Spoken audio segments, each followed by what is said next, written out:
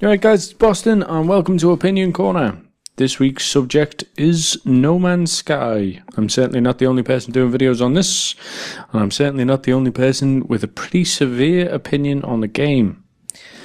Now, if you have been living under a rock in the gaming community, then No Man's Sky is a space-based exploration game with a procedurally generated universe. It had 3 years of hype built up by game creator Sean Murray of Hello Games, and it was backed by Sony.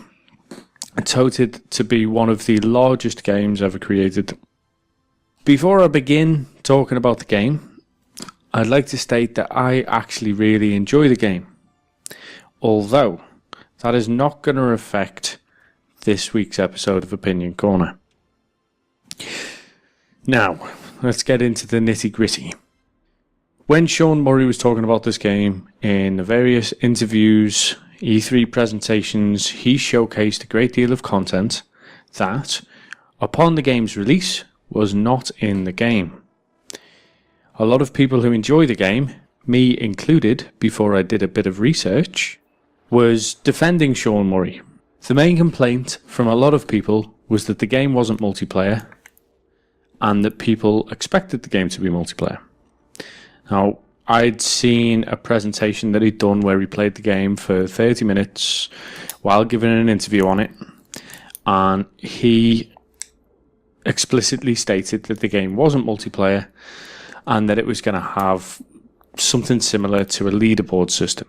Unfortunately, as I found out when I did a bit of digging, in previous interviews he had quite clearly stated that there would be other players in the game, that you could meet other players in the game, and that you would only find out what you looked like as a character by another player meeting you and you being able to see what they see from their screen. Now that is a clear indicator that the game would have been multiplayer. The game is not multiplayer. And said leaderboard system, which is the ability to see planets that other people have discovered, what they've called it, other species, other plant life, other star systems. That doesn't work half the time anyway because you have such trouble connecting to the servers, at least on PS4. I haven't played the PC version. Now, talking about PC, the people who play on PC have a very serious issue with stuff like field of vision, the ridiculous control system, which I'm sure are all valid points, but I can't really make any sort of judgment on that without playing it on PC. Now, saying that, there is no way I could possibly get this game to run on my PC. My PC has enough trouble allocating 8 gig of RAM to Minecraft. So there's no way that I could run No Man's Sky to even test the theory. I'm going to presume, based on videos I've watched of well-known PC gamers, that their points are valid. But I won't talk about it any longer. I will stick to the PS4 version. Now, the control system for the PS4 version at first is a little bit off. For instance, in order to select certain things, you have to hold either X or square. I think majoritively within the menus, it's square. This isn't universal across all menus. This is randomly generated. Some items you can hold square on it and it will show you the little circle going around as if you're loading something, but you can just tap square on it and it does exactly the same thing. Opening boxes, on the other hand, you cannot tap square on, or, looting items and stuff, you have to hold square. This, to me, seems like a really strange design choice. But, I'm sure Hello Games had their reasons, albeit unbeknownst to me and every other player of the game. I'm not sure why this didn't come up in the beta testing. Sean Murray indicated in interviews and E3 presentations that there were ship classes. This isn't the case. All ships handle exactly the same, the only difference being the inventory slots, which is annoying. the idea of having a space simulator where all ships are created equal aside from their inventory space, to me seems like a little bit of a cop-out. I think it's important to mention that there is high probability that the features that Sean Murray mentioned that were going to be in-game prior to the game's release probably were at some point either part of the game or being developed for the game. And for reasons unknown, they've been taken out of the game, possibly due to excessive bugs or any number of reasons. One of the main concerns that people have had with the game is the sheer lack of serious content. So the game became more of a survival game with space elements than it was a space simulation game. Now, while that hasn't bothered me because it made it feel a little more realistic, it has bothered a great deal of the fan base. But less of what other players have been complaining about. Just because I enjoy the game doesn't mean that I don't have complaints about it. For instance, the game was £50 when I bought it. Now, that is a lot more than I would usually pay for an indie game. That's AAA prices, really, or £10 short of AAA prices. Now, don't get me wrong, I have been disappointed by more expensive games. But with No Man's Sky, I was sure before it was released that it was the game that I have been waiting for so long. I played Freelancer when I was a teenager. I played other big space games when I was a teenager. As in adulthood, I've looked forward to Star Citizen. I've played Elite. I've played Eve. These games have all sort of teased at exactly what I wanted, but No Man's Sky seemed to be the right game for me. Unfortunately, it doesn't have enough content to really call itself a game. At the moment, it feels like a tech demo. Look what we can do with our random number generator. Look what we can create with our random number generator. But I just don't see enough variation in the game for it to even be considered an achievement. There's not enough different plant life. The fact that you go to every planet and the plutonium always looks the same. That the plant that gives you thamium is always the same. That the plant that gives you zinc, the plant that gives you platinum, they all look the same. That there's only 7 or 8 variations of iron oxide.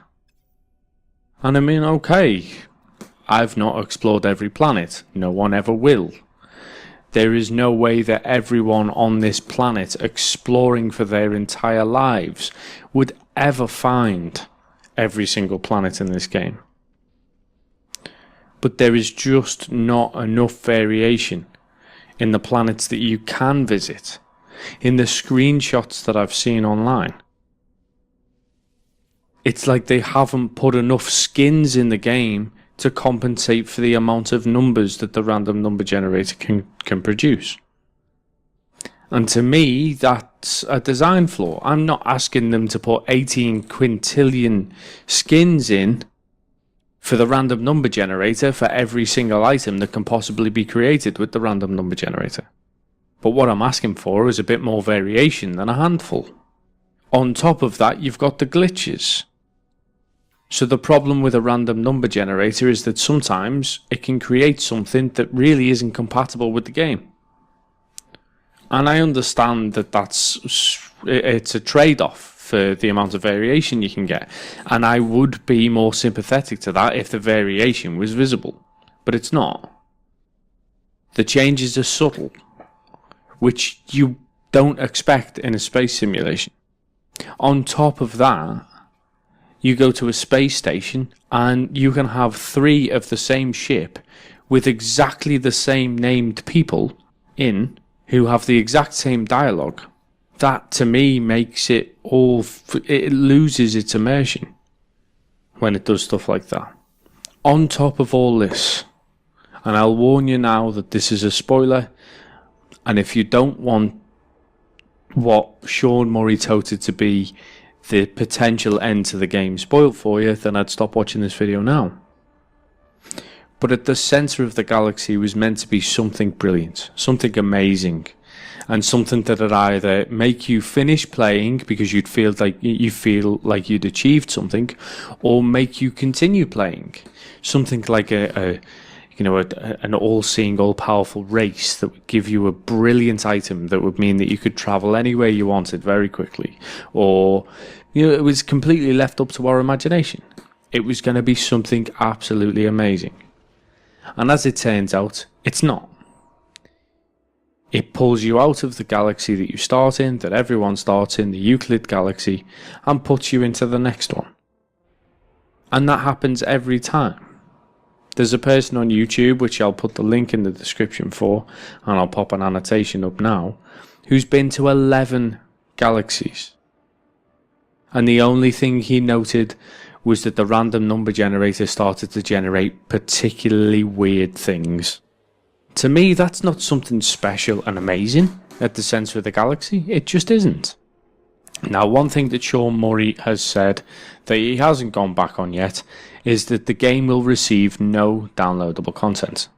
This, to me, is the saving grace in all of the mistakes he made in the build-up and then the release, is that there's a possibility of everything that he promised pre-release to be released within the patches. He said that any new content will be released as patches as opposed to DLC.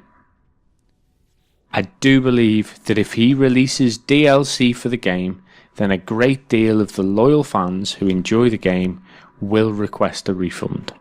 I would be included in them.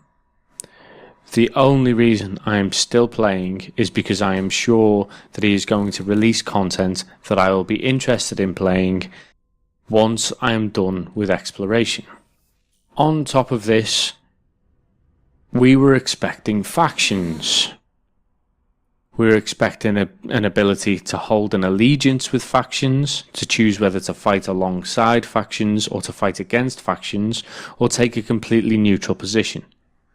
This hasn't been the case. The only faction you appear to see ever warring in any way are one of the 3 communicable races with pirates. This to me feels like a cop-out.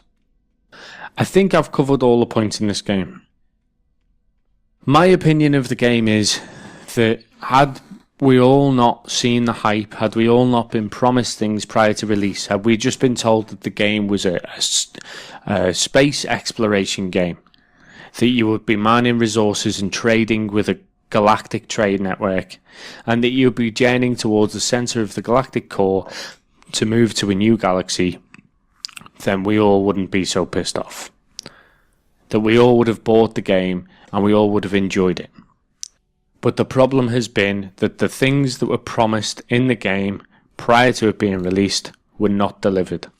And the most basic aspects of the game are the only aspects that were introduced in the initial release.